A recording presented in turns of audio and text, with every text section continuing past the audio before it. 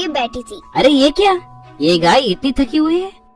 यूँ सोचकर उस हैंडपंप को मारा, फिर उससे निकले पानी को वो गाय पीकर अपनी प्यास को बुझाई।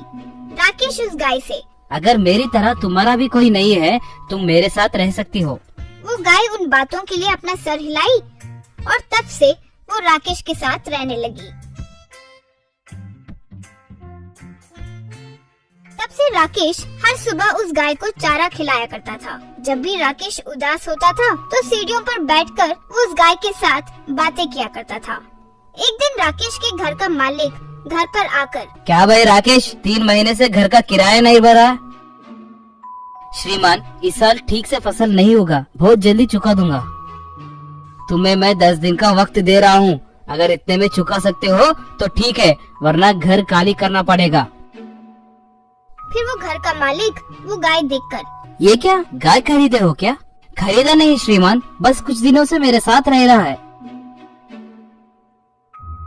तो फिर उसके दूध को बेचकर पैसे कमा सकते हो ना? कहकर चला गया।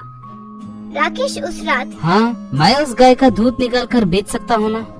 यूँ सोचकर अगले दिन उस गाय के पास जाकर दूध निकालने की कोशिश किया। बहुत कोशिश करने पर भी जब वो गाय से दूध नहीं निकला, ओहो, लगता है ये गाय दूध नहीं दे सकती। यूँ सोचा। एक दिन राकेश को नींद नहीं आ रही थी तो घर में चल रहा था, तो उसने देखा कि गाय कहीं जा रही थी। ये क्या, गाय इस समय कहाँ जा रही है? सोचकर उसका पीछा करने लगा। तो वो गाय यूं जाते जाते एक बिल के अंदर दूध देने लगी। ओहो, हर दिन ये गाय इस बिल में दूध दे रही है, इसीलिए मुझे अगले दिन दूध नहीं दे पा रही है। वैसे इसमें क्या है? सोचकर उस खड्डे पर खोदा तो उसने देखा कि जमीन के अंदर वहाँ एक बहुत बड़ा सुरंग था। वो देखकर वो हैरान रह गया।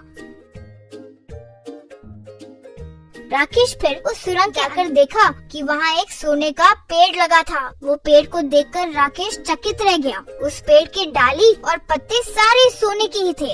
ये क्या माया है, इस पेड़ के डाली और पत्ते सब सोने के हैं? शायद वो गाय इससे ही दूध दे रही होगी। सोचा, बेटा राकेश, मैं एक मायावी पेड़ हूँ। तुम्हारी दया से हर दिन तुम्हारा गाय यहाँ आकर मुझे दूध देती है और मेरी भूख मिटाती है। बताओ, मैं तुम्हारी कैसे मदद आ सकती हूँ? वैसे तो मुझे कोई ज्यादा आस नहीं है, मुझे सिर्फ अपना एक खुद का घर मिल जाए तो काफी है। ये लो, मेरी एक डाली को तोड़कर उससे बेच दो, उससे मिले पैसों से एक घर बनवा लेना। वो बातें सुनकर राकेश बहुत खुश हो गया और उसे तोड़कर बेचकर एक घर बनवा लिया। फिर राकेश उस बड़े से घर में रहते हुए, इतने बड़े घर में अकेले क्या रहूं? मेरे साथ अगर कुछ नौकर और बॉडीगार्ड्स रहे तो अच्छा होगा। सोचकर अपने आसपास कुछ बॉडीगार्ड्स को लगवा दिया। एक बार जब राकेश गांव की गलियों में बॉडीगार्ड्स के साथ जा रहा था, तब पुराने घर का मालिक राकेश को देखकर चौंक गया।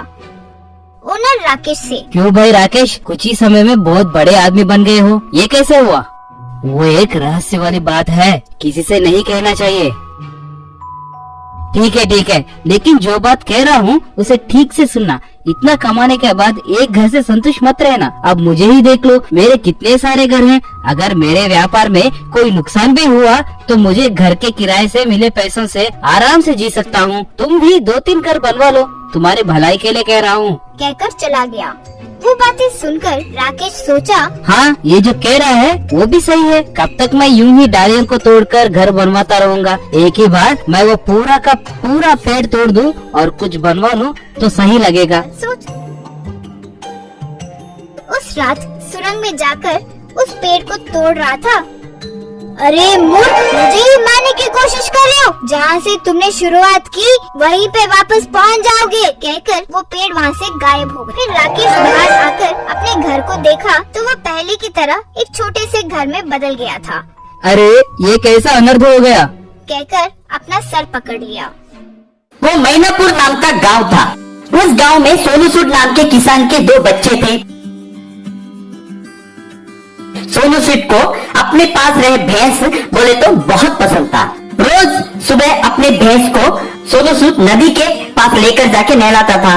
फिर वापस घर को लेकर आकर दूध निकालकर गली गली में घूमकर, हाँ दूध भाई दूध, स्वच्छ दूध, हाँ दूध है भाई दूध, भैंस की स्वच्छ दूध चिल्लाते हुए बेचता था। वैसे आए पैसों से वो अपने परिवार का पालन पोषण करता था। एक बार सोनू सूद भैंस को नदी में ले जाते वक्त एक लड़का अपने बाइक पे एक हाथ से गाड़ी चलाकर दूसरे हाथ से फोन पे बात करते हुए, देखो डार्लिंग कितना सुंदर है हमारा गांव, कहकर वीडियो कॉल में अपने गांव की खूबसूरती को दिखा रहा था। सोनू सूद की भैंस उसके सामने जब आए वो कंट्रोल खोकर नीचे गिर गया। ओह नो माय फोन कहकर अपने फोन को उठाते हुए, ओह नो डार्लिंग बाइक किल हो गया, ये भैंस सामने आ गया ना, कॉल यू लेटर कहकर फोन कट करके सोनू सूद से, क्यों भाई देख के नहीं आ सकते हो क्या, थोड़े में मेरा फोन टूट जाता कहकर गाड़ी देकर चला गया। आजकल के नौजवान को जिंदगी की कीमत समझ में नहीं आती है। जब से ये सेलफोन आया है सेलफोन को ही जिंदगी समझ बैठे हैं, पर अपनी जिंदगी के बारे में नहीं सोच रहे। चीची बेकार लोग कहकर गाली देकर चला गया। घर पे आने के बाद बेटी, पापा मुझे एक सेलफोन चाहिए प्लीज पापा। नहीं वैसा कुछ मत ले, वैसी गंदी आदतें कुछ भी मत लगाओ। नहीं पापा ऑनलाइन क्लासेस चल रहे हैं, क्लासेस सभी मिस हो रहे हैं। नहीं बेटी नहीं, वैसी पढ़ाई हमें नहीं चाहिए। लोग सभी अपने आपा खोकर गलत रास्ते में जा रहे हैं। उसकी बेटी जितना समझाने के बावजूद भी वो जब नहीं सुना तो वो जाकर अपने स्कूल के प्रिंसिपल से बताई।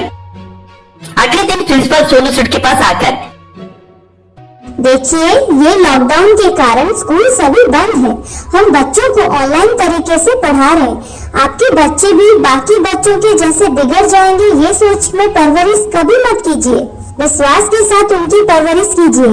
हम जैसे बीज बोएंगे वैसा ही पौधा उगेगा ना, इसलिए एक बार सोच लीजिए कहकर वो चली गई। सोनू सूद अपनी बेटी के पास आकर, मैं तुम्हारे लिए एक सेलफोन खरीदूंगा बेटी, लेकिन संभाल कर इस्तेमाल करना कहकर वो एक दुकान के पास आया। भैया हमारी बेटी को कोई ऑनलाइन क्लासेस में सुनना है, एक अच्छा सा सेलफोन देना। ठीक है साहब, एक फोन की कीमत 12,000 रुपए है। क्या 12,000? EMI के मुताबिक भी आप ले सकते हैं साहब, क्रेडिट कार्ड है क्या आपके पास? वो सब मेरे पास नहीं है साहब कहकर एक पेड़ के नीचे बैठकर, अब क्या 12,000 कहां से लेकर आऊं, मुझे अब मेरे बेटी की भविष्य की से ज्यादा इंपॉर्टेंट कुछ भी नहीं है कहकर उसके सबसे प्यारी भैंस को बेचकर सेलफोन खरीदा। उस दिन शाम को वो स्कूल के प्रिंसिपल से मिलके, मैडम मुझे मेरे भविष्य से ज्यादा मेरी बेटी की भविष्य ज्यादा महत्व है, इसलिए मैं मेरी भैंस को बेचकर सेलफोन खरीदा, आप मगर पढ़ाई ठीक से करवाना। सर आपकी एकमात्र जीवन के आधार को आपकी बेटी के भविष्य के लिए दांव पे लगा दिया। उसमें क्या है मैडम, वो खुश रहे मेरे लिए वही काफी है कहकर चला गया। अगले दिन प्रिंसिपल अपने ऑनलाइन में एक पोस्ट डाली। ऑनलाइन में सोनू सूद अपनी बेटी के लिए जो बलिदान दिया सब लोग तारीफ किए। वो सेलफोन कंपनी का मालिक को जब ये बात मालूम पड़ा तो वो सीधा सोनू सूद के पास आ गया। सर आप हमारे सेलफोन खरीदने के लिए आप अपनी भविष्य को ही दांव पे लगा दिए। बेटी की भविष्य के लिए जो आपने किया वो बहुत इंस्पायरिंग है साहब। ये लीजिए आपने खोए हुए ये भैंस, जैसे आपकी बेटी के लिए आपने जो सेलफोन खरीदा है वो भी हम मुफ्त में दे रहे हैं। ये लीजिए आपके 12,000 रुपए कहकर पैसा दिया।